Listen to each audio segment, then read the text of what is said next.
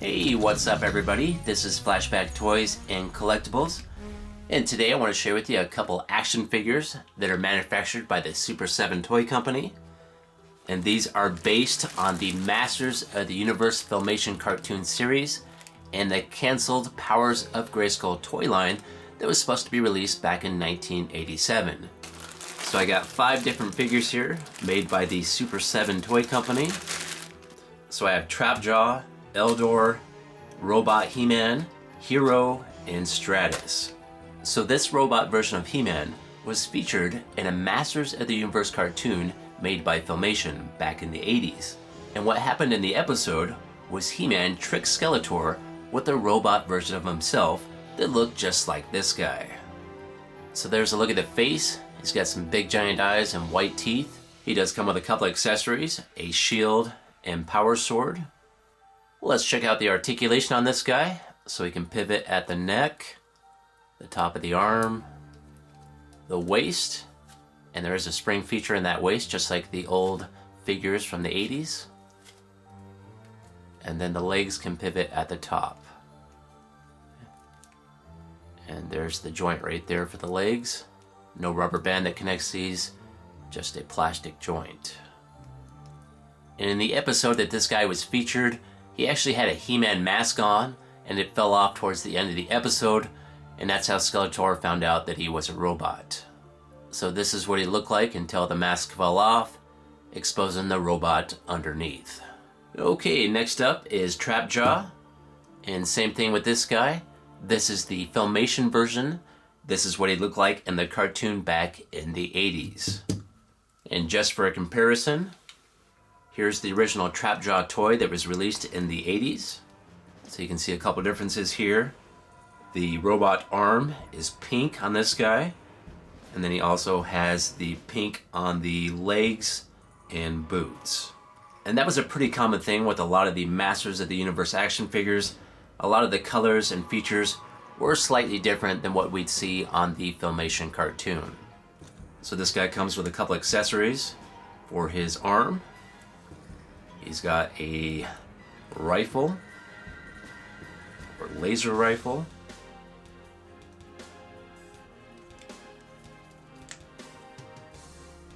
A claw.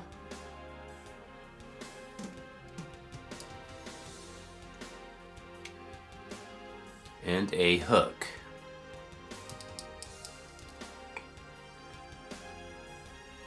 Let's take a closer look at this guy. So his jaw does move up and down. His head can swivel back and forth. The arms can pivot at the top right here. Same thing with the robot arm. He can also pivot at the waist. And he does have that spring action feature on the waist, just like the old figures. And then the legs can pivot towards the top. And there's a look at the joint on the legs right there. So it's got pretty similar articulation to the original figures from the 80s. So this is a very cool version of Trapjaw, and he looks just like he did in the cartoon. Next up is Stratos. So he comes with a couple accessories here. So this is for his arm, the wing here. Yeah. And these are falling off really easy, so that's not cool. So one thing I'm noticing right away with this guy is these wings keep falling off. They're not staying on. So these don't seem to be made that great. So same thing with this figure. This is the as seen on TV or Filmation version of Stratos. Let's take a closer look at this guy. He's got the cool goggles on with the gray goatee and the red helmet. His rocket pack on the back. He's got the blue shorts, red belt, and red boots. For the articulation, he can pivot at the neck. It's pretty tight though. It does turn though. Can also pivot at the shoulder right here. The waist, with that spring feature. And then the legs have the same joint as the previous two I just showed. So that joint's located right here. And that allows that leg to go in and out and around. This guy does come with a couple accessories. He's got a couple of staffs here. This really cool looking green orb staff, whatever this is called. It looks really neat. Looks like you can hold that in this hand right here.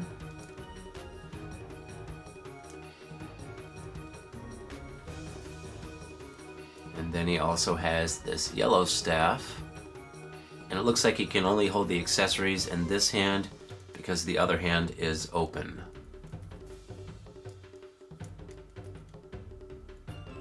So this is okay, but this thing looks way cooler.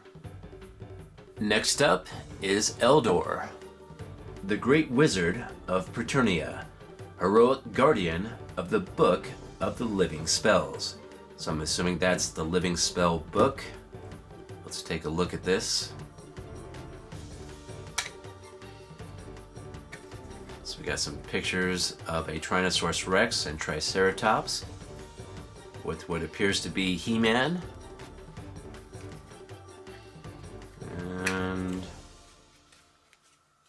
And then on this side, we got a picture of Eldor and Hiro. So that's a pretty cool accessory.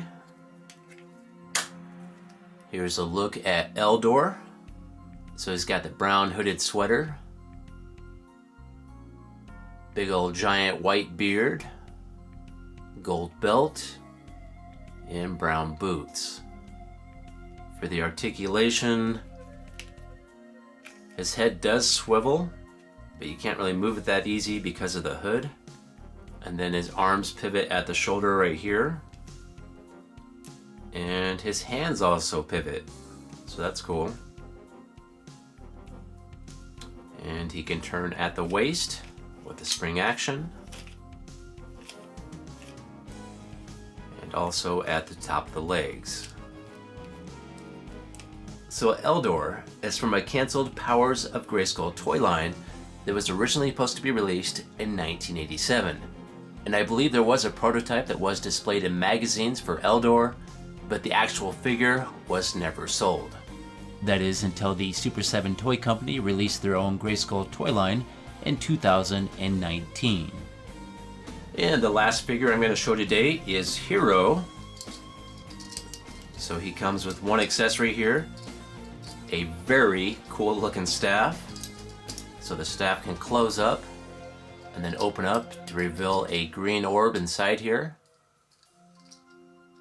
So Hiro was also part of the canceled Powers of GreySkull toy line, and a prototype of this figure was also displayed in magazines back in 1987.